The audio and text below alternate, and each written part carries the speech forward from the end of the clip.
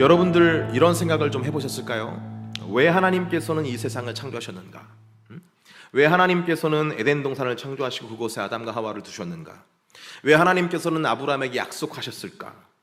왜 하나님께서는 이스라엘 백성들을 애굽에서 건져내셨고, 왜 하나님께서는 가나안으로 그들을 인도하셨으며, 왜 하나님께서는 그들에게 그곳에서 성전을 허락하셨을까? 하지만 하나님께서는 타락한 이스라엘 백성들을 버리지 않으시고 또 그들을 다시 가나안으로 돌아오게 하셔서 그 백성으로 삼아주셨을까? 왜 하나님께서는 예수님을 보내셨고, 왜 하나님께서는 예수님이 승천하신 후에 성령님을 보내셨으며, 왜 하나님께서는 성도들을 거룩한 성 예루살렘을 예비하셨고, 왜 하나님께서는 새 하늘과 새 땅을 예비하셨을까? 여러분 이런 질문을 해보신 적 있으십니까? 한 번도 궁금해 본 적이 없기 때문에 여러분들 어리둥절하실 줄 믿어요. 할렐루야. 왜 이런 거 뭐 고민하지 않고 그냥 말씀에 그렇게 나와 있으니까 그냥 믿음으로 그냥 들었던 건데, 저는 좀 그런 부분에 대해서 궁금하더라고요. 왜 하나님께서는 왜 이렇게 열심히신 걸까? 왜 이러시는 걸까? 뭐 이런 생각들.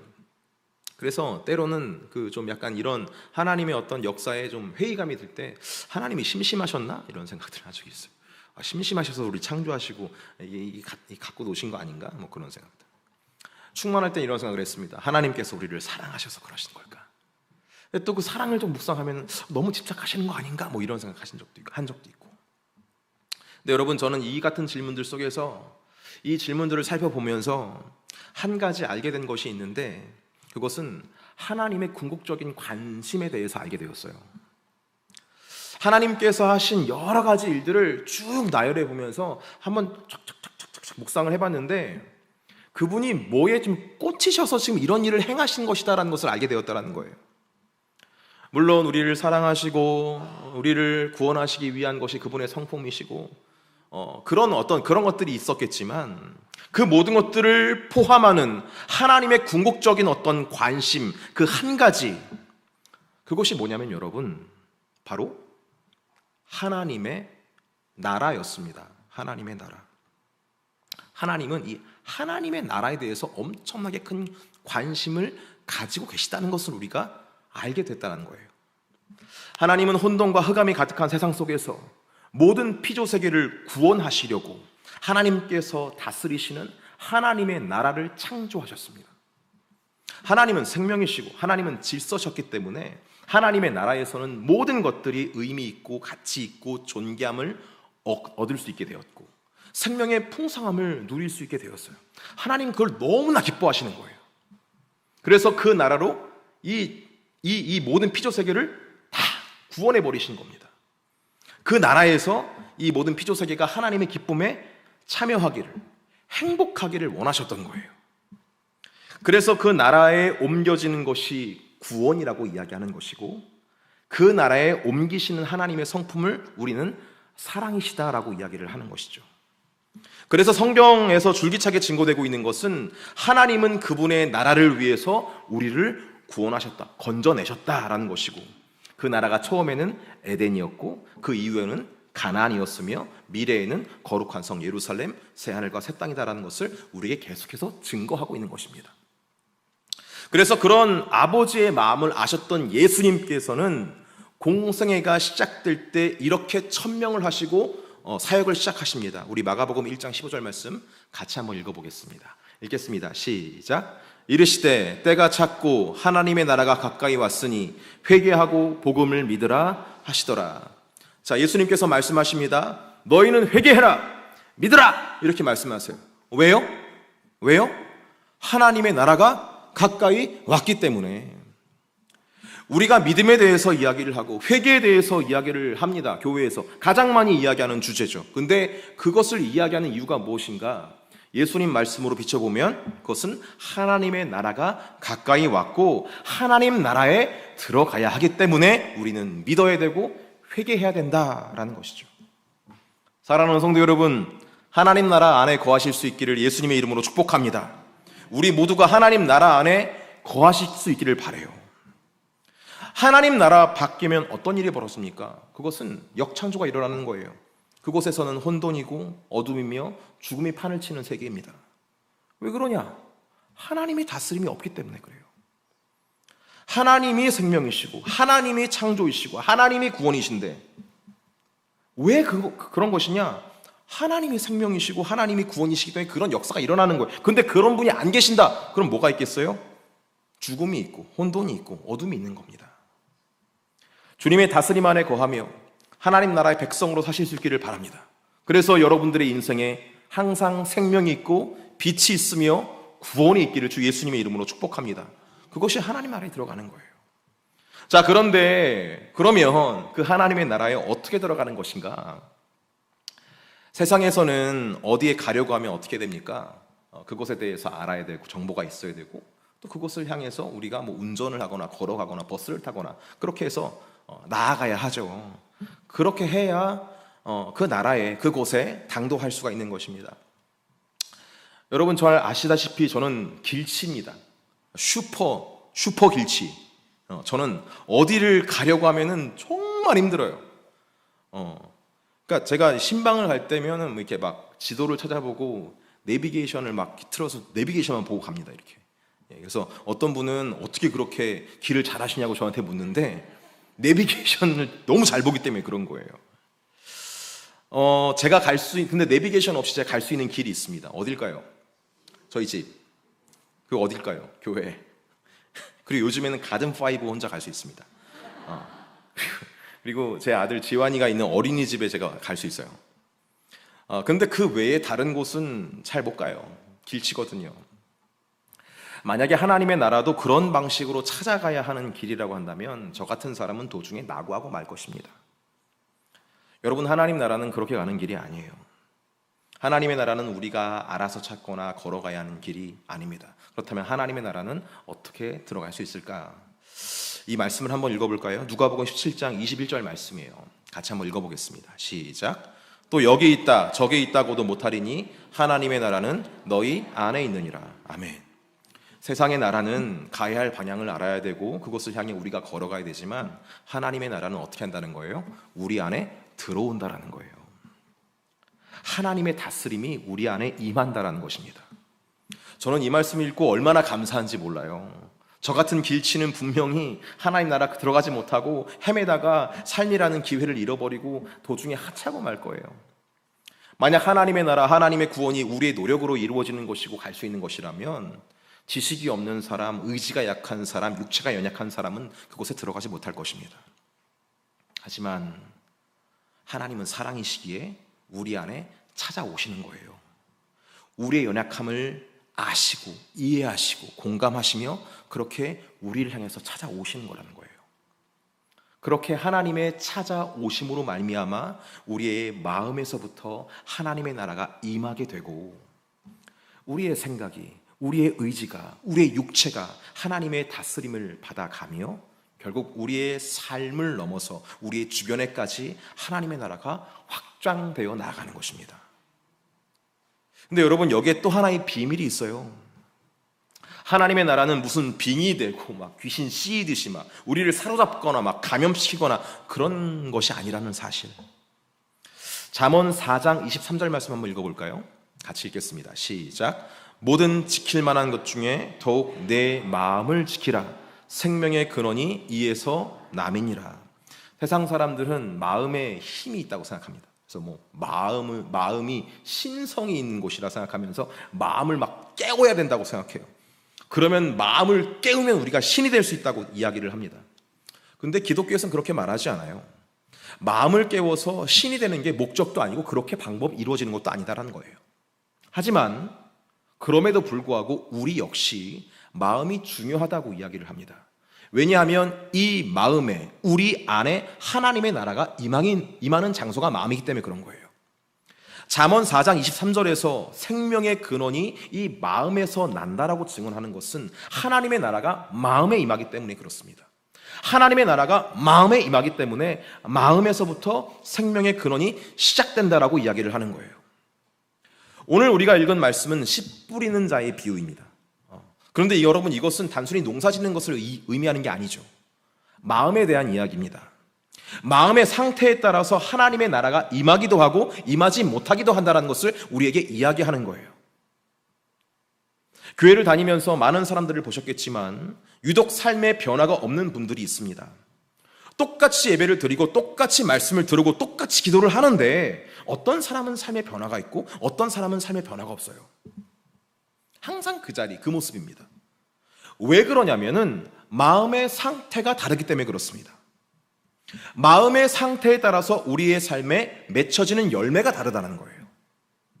하나님은 사랑이시기 때문에 우리 모두에게, 그리고 우리의 모든 인생의 순간 속에서 우리를 찾아오시고 역사를 하십니다. 그렇게 하나님의 나라는 우리 가까이에 있는 거예요. 그런데 우리의 마음의 상태에 따라 그 하나님의 나라가 이루어지기도 하고 우리의 삶에서 사라지기도 한다는 겁니다.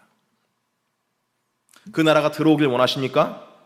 그 생명이 여러분의 마음에서부터 시작돼서 여러분의 전 존재를 가득 채우고 더 나아가서 여러분의 삶과 가족과 친구들과 이웃들까지 확장되고 흘러가기를 원하십니까?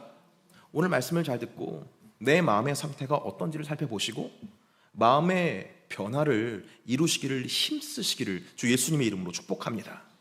오늘 마음의 상태는 4가지 밭으로 비유가 됩니다. 첫째는 길가이고, 둘째는 돌밭이며, 셋째는 가시밭이고, 넷째는 옥토입니다. 자, 첫 번째 마음의 상태, 길가와 같다는 것은 무엇을 의미하는 것일까요?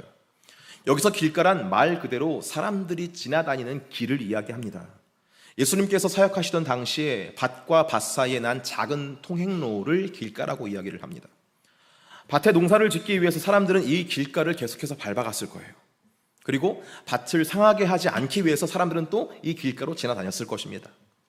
정말 다양한 사람들이 이 길을 밟아가며 이 땅은 점점 단단해져 갔을 거예요. 이렇게 마음의 상태가 길가와 같다라는 것은 단단해진 마음, 완고해진 마음을 가리킵니다.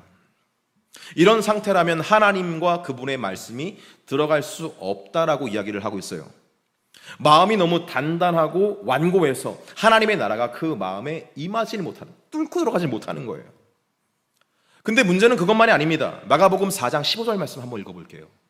같이 읽겠습니다. 시작. 말씀이 길가에 뿌려졌다는 것은 이들을 가리킴이니 곧 말씀을 들었을 때에 사탄이 즉시 와서 그들에게 뿌려진 말씀을 빼앗는 것이요. 길가와 같은 마음을 소유한 사람들에게는 사탄이 어떻게 역사를 하냐? 그 말씀을 빼앗아 버립니다. 그러니까 그 삶에 하나님 말씀이, 하나님의 나라가 한 번도 임한 적이 없는 것 같은 상태로 만들어 버린다는 거예요. 사탄이 왜 이렇게 역사하는가? 누가복음 8장 12절 말씀에 이런 말씀이 있더라고요. 같이 읽겠습니다. 시작. 길가에 있다는 것은 말씀을 들은 자니 이에 마귀가 가서 그들이 믿어 구원을 얻지 못하게 하려고 말씀을 그 마음에서 빼앗은 것이요. 마음이 단단해졌다라는 것을 들었을 때 언뜻 이렇게 생각하실 수가 있어요. 좋은 것이 아닐까? 뭐 이런 거. 아니, 사람이 강단이 있어야지. 사람이 줏대가 있어야지. 사람이 자기 철학이 확고해야지. 아이고, 사람이 왔다 갔다 이렇게만 되겠어? 뭐 이렇게. 근데 여러분, 우리의 마음이 우리의 생각과 관념으로 단단해져 있으면 하나님과 그분의 말씀, 하나님의 나라가 그 안에 임할 수가 없어요. 말씀을 들어도 변화가 없습니다. 왜냐하면 사탄이 역사하기 때문에 그래요. 사탄은 사람들이 구원받는 걸 너무나 싫어하거든요. 세상은 단단하고 완고한 것을, 분명한 것을 자기 주관이라고 이야기를 하며 추켜 세우지만 그것은 하나만 알고 둘은 모르는 것이죠. 단단하고 굳은 길가와 같은 마음은 하나님의 역사가 아니라 사탄의 역사가 활개치는 마음 상태라는 것을 여러분 꼭 기억하셔야 됩니다. 두 번째 마음의 상태는 돌밭입니다. 돌밭. 길가는 아예 씨앗이 들어가지 못하는 마음 상태를 의미한다면 돌밭은 그래도 씨앗이 잠시 동안 자라는 것을 이야기할 수 있어요. 우리 마가복음 4장 5절에서 6절 말씀 같이 읽어보겠습니다. 시작. 더러는 흙이 얕은 돌밭에 떨어짐에 흙이 깊지 아니하므로 곧 싹이 나오나 해가 돋은 후에 타서 뿌리가 없으므로 말랐고.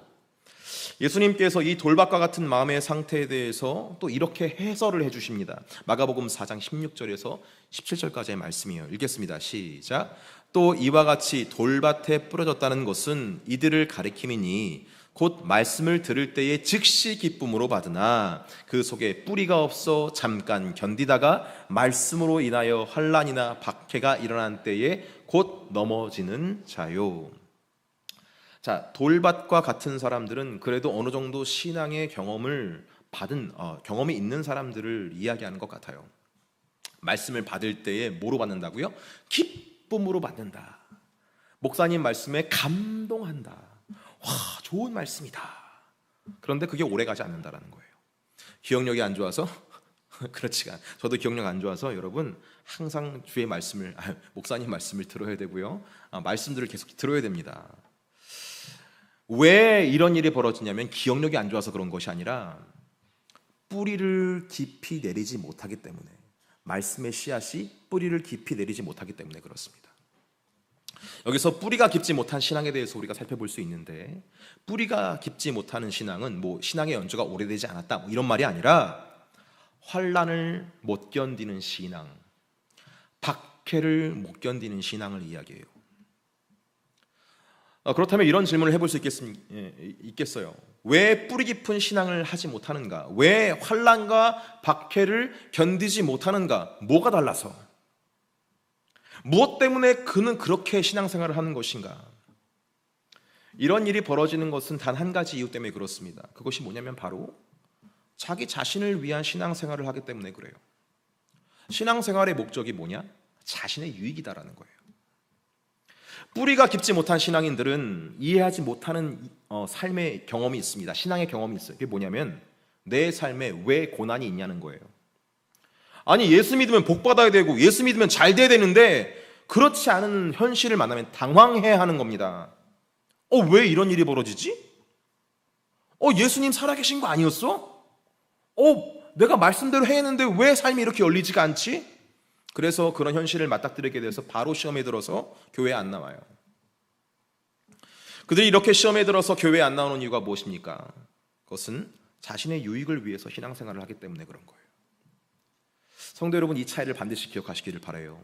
하나님께서 나를 사랑하시는 것과 내 유익과 기쁨을 위해 신앙생활하는 것은 다른 겁니다.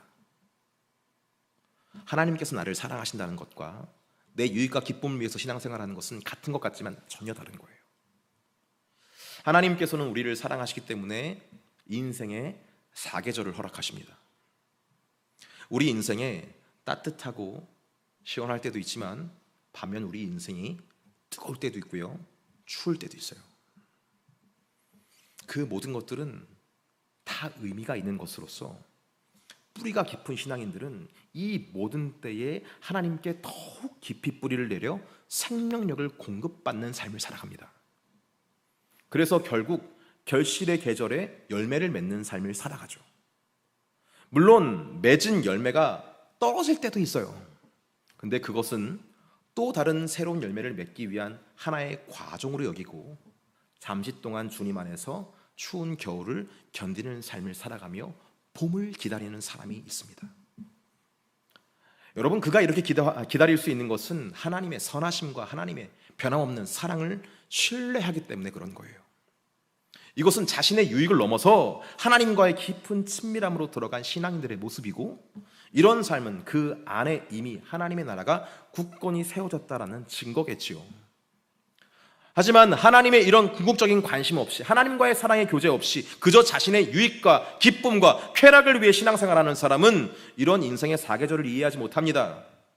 그저 자신의 유익과 좋은 계절만을 원할 뿐이에요. 여러분, 우리 마음의 돌이 무엇입니까? 그것은 자기 사랑입니다. 여기서 잠시 자기 사랑이 돌이라는 것에 대해서 좀 집중적으로 봤으면 좋겠어요.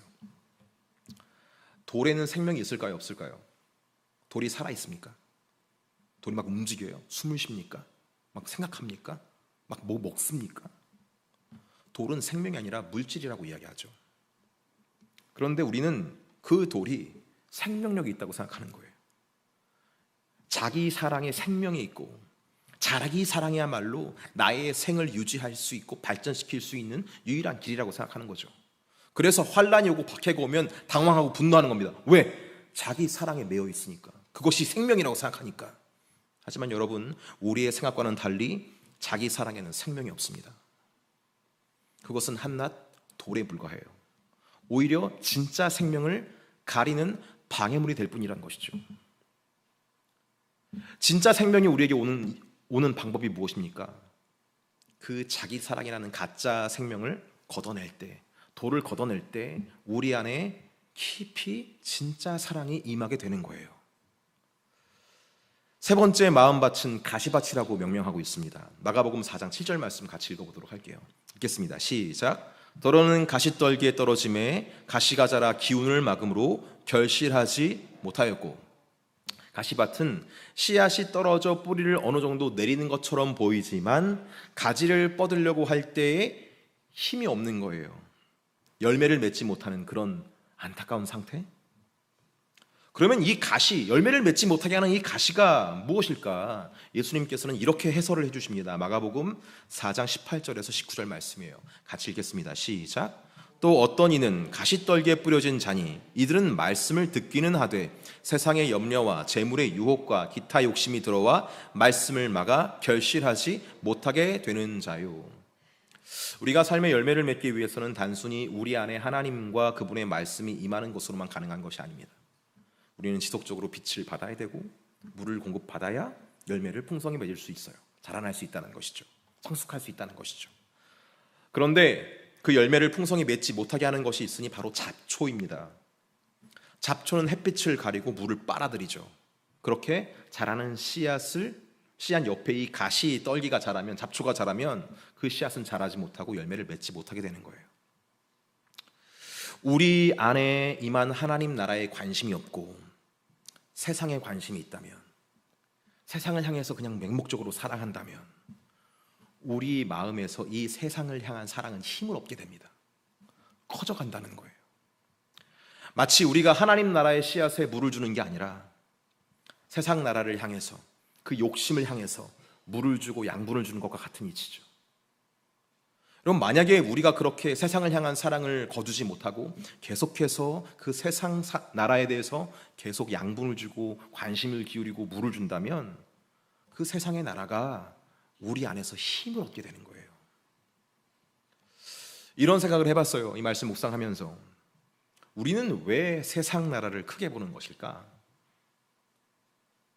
그것은 세상 나라가 원래부터 크기 때문이 아니라 이미 우리 마음에서부터 그 나라에 물을 주고 있었기 때문은 아니었을까? 계속해서 거기에 힘을 실어줬기 때문은 아니었을까? 그렇게 내 마음의 상태와 똑같은 것을 보고 크게 반응하는 것은 아닐까? 그런 생각을 해보는 것이죠. 마태복음 6장 24절에 이런 말씀이 있습니다. 같이 읽겠습니다. 시작.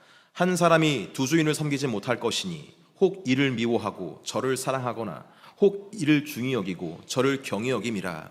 너희가 하나님과 재물을 겸하여 섬기지 못하느니라. 재물이 없어야 된다는 걸 말하는 게 아니에요. 무엇에 힘을 줘야 되는 것인가에 대해서 이야기를 하는 것입니다. 우리 마음에 힘을 실어줘야 할 것이 있다면, 우리 마음속에 물을 줘야 할 것이 있다면 그것은 세상을 향한 우리의 욕심과 사랑이 아니라 하나님 나라와 그분의 말씀에 우리가 힘을 줘야 한다는 거예요. 우리의 모든 것들이, 우리의 모든 물질과 우리의 소유들이 하나님께 쓰임받으면 되는 거 아니겠습니까? 근데 반대의 상황이 벌어지는 거예요. 그것에 먹히는 삶.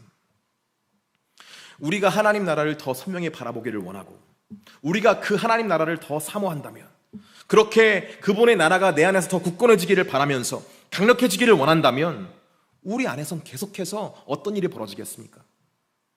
그 말씀을 향한 힘을 주는 것들을 계속 공급받으려고 할 거예요. 예배에 참여하고 기도에 참여하고. 그렇게 네 번째 마음은 옥토라는 밭으로 기록되어 있어요. 이 옥토에 대해서 예수님께서는 이렇게 말씀하시죠. 마가복음 4장 20절 말씀입니다. 읽겠습니다. 시작. 좋은 땅에 뿌려졌다는 것은 곧 말씀을 듣고 받아 30배나 60배나 100배의 결실을 하는 자니라. 자, 옥토를 어떻게 정의할 수 있을까요? 옥토는 하나님과 그분의 말씀을 있는 그대로 수용하는 마음을 이야기합니다. 옥토는 하나님과 그분의 나라를 갈망하는 마음이고, 옥토는 하나님과 그분의 말씀에 힘을 쏟는 마음이며, 옥토는 하나님과 그분의 말씀을 삶에 나타내려고 하는 마음이다. 이렇게 정의할 수 있겠어요. 그런데 또 옥토는 이렇게 정의도 할 수 있을 것 같아요. 길가를 기경하면 뭐가 됩니까? 옥토가 되고, 돌을 뽑아내면 뭐가 됩니까? 옥토가 되며, 가시나무를 태워버리면 뭐가 됩니까? 옥토가 됩니다. 무슨 말입니까? 옥토는 어떤 정지된 우리의 마음 상태가 아니라 우리의 마음을 지키고 기경하는 그 과정 자체가 옥토다라는 것을 말씀드리고 싶은 거예요. 여러분 생각해 보세요. 예수님 외에 누가 마음이 옥토겠습니까? 그래서 성경은 이렇게 이야기를 하는 거예요. 호세아 10장 12절 말씀 같이 한번 읽어볼게요.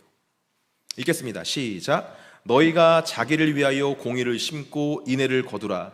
너희 묵은 땅을 기경하라. 지금이 곧 여호와를 찾을 때니 마침내 여호와께서 오사 공의를 피처럼 너희에게 내리시리라. 잠언 말씀 볼게요. 4장 4절 말씀 읽겠습니다. 시작. 모든 지킬 만한 것 중에 더욱 내 마음을 지키라. 생명의 근원이 이에서 남이니라. 제가 뭘 보고 싶냐면은 성경은 계속해서 기경하라, 지키라 라고 이야기를 한다는 거예요.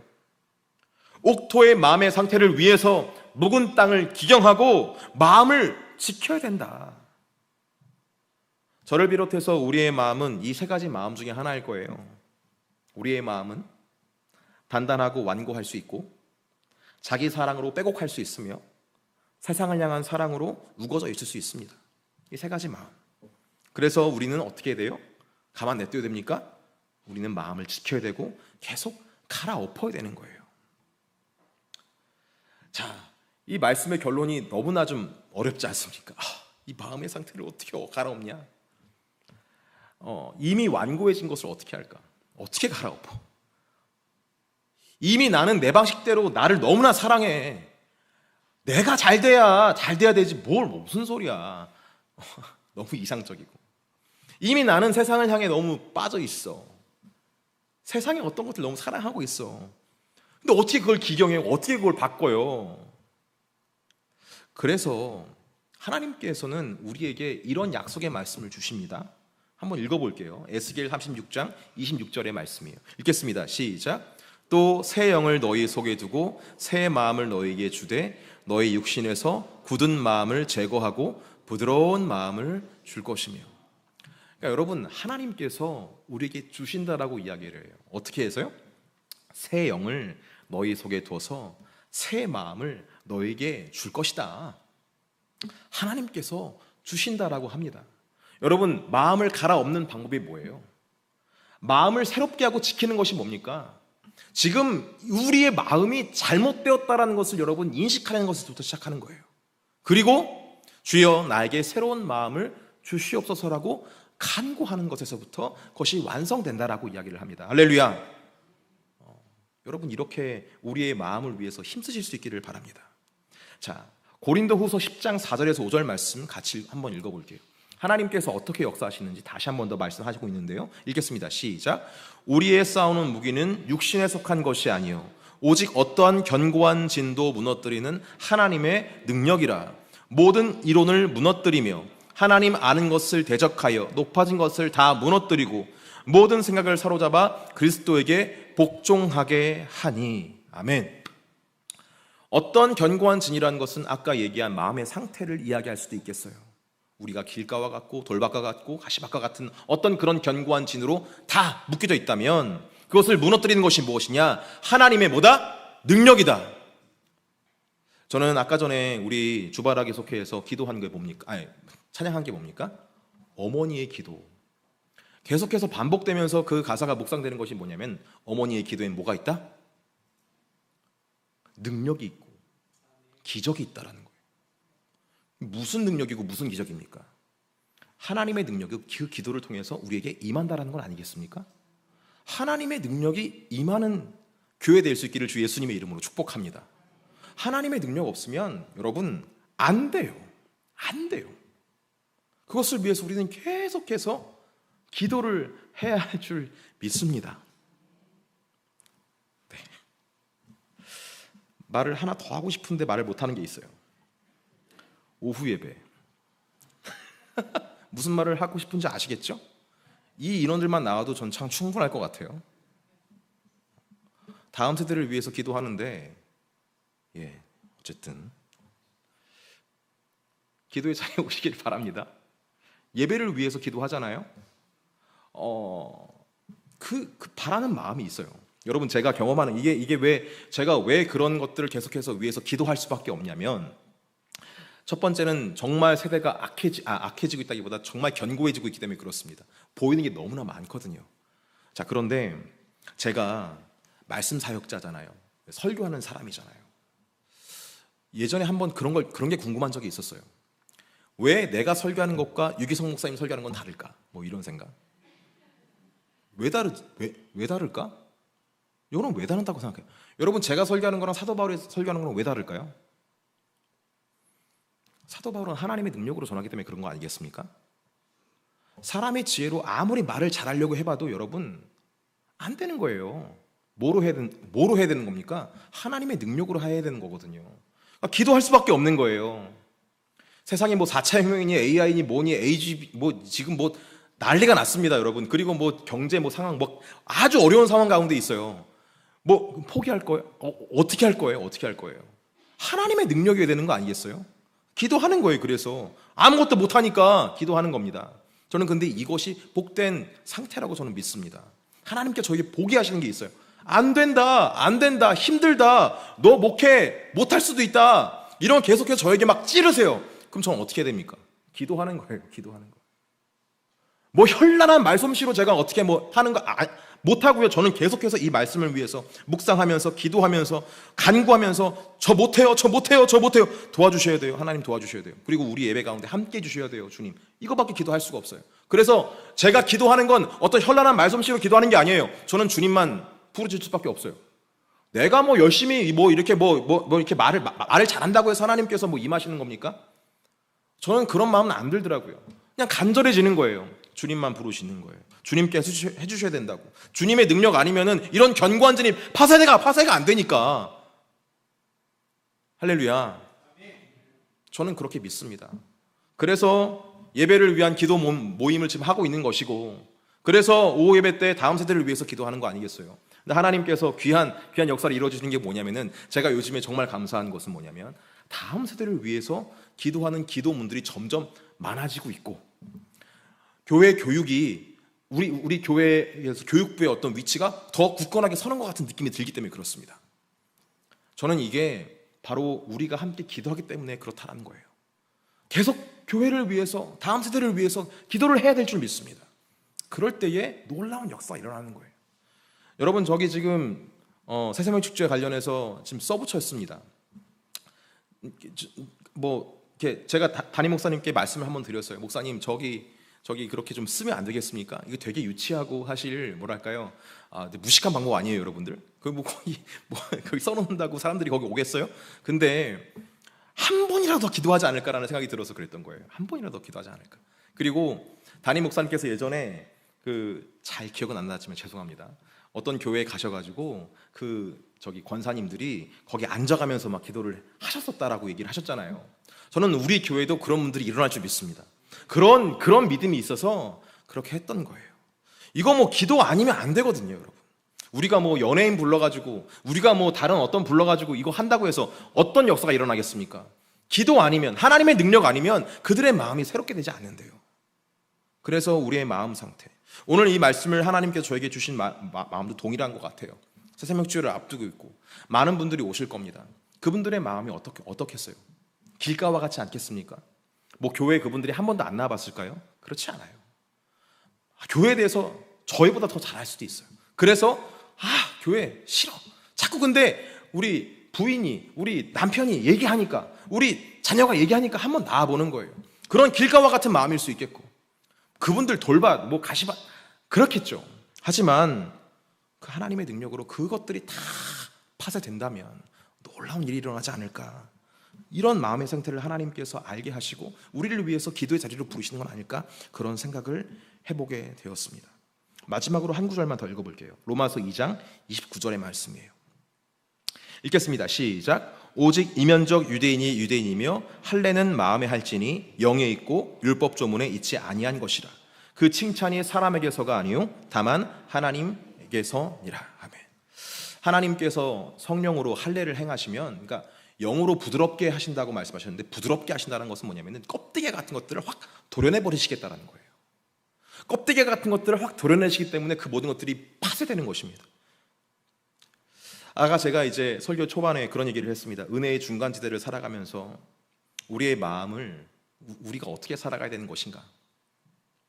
오늘 말씀에 저는 그 답을 얻게 되는데, 그것은 끊임없이 그 중간지대를 살아가면서 우리의 마음을 기경하고 새롭게 하는 것이다라는 것이죠. 그래서 우리의 지금 현실은, 이 중간지대를 살아가는 우리는 계속해서 잊어버립니다. 내가 은혜 안에서 시작했다는 것과 은혜 안에서 마무리될 것이라는 것을 잃어버리고, 나도 세상 사람들처럼 그렇게 살아가고 있다는 것을 항상 기억하게 되거든요. 근데 아니다라는 거예요. 그 아니다라는 것을 어떻게 기억해야 되냐? 우리의 마음이 항상 새로워져야 된다. 주의 말씀이 내 안에 들어오고, 그렇게 말씀이 역사하는 하나님의 나라가 우리 안에 임해야 할 것이다. 저는 그런 간절한 마음에서 오늘 말씀을 묵상하게 되었습니다.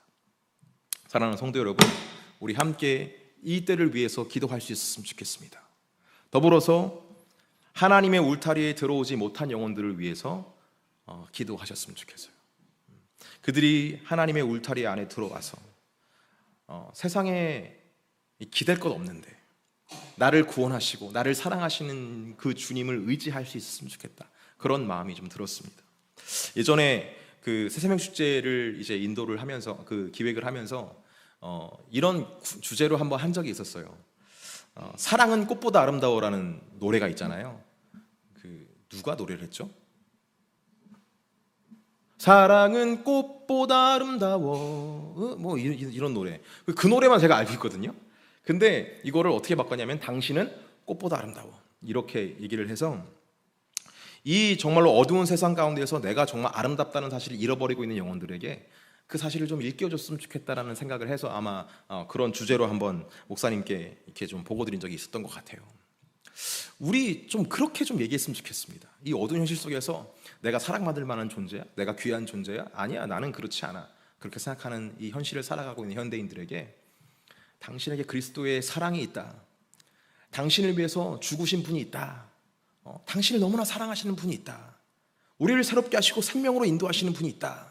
이것을 알게 해줄 수 있는, 그 자리로 인도할 수 있는 우리 모두가 되기를 주 예수님의 이름으로 축복합니다.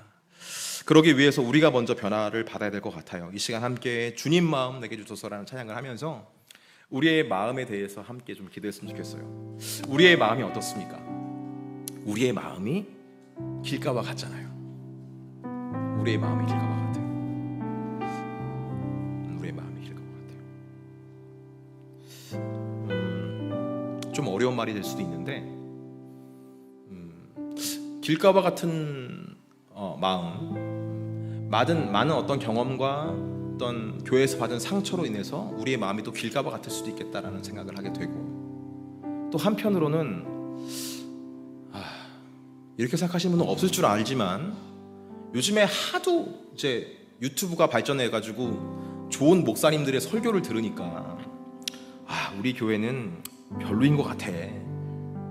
우리 교회 부목사님, 담임 목사님 설교 너무 잘하시니까요. 우리 교회 부목사님들한테는 선한 것이 나오지 않는 것 같아. 그래서 다른 어떤 교회에 찾아가시는 건 아닌가? 그렇다는 걸 제가 판단하고 있다는 게 아니라 그런 것은 아닐까. 저조차도 그렇거든요. 무너지거든요. 그런 거로 막 비교되면서 나는 어떻게 목회를 해야 되나, 뭐 이런 생각을 하게 되거든요. 말씀을 막 판단하게 돼서 완고해져 버리는 어떤 우리의 마음들,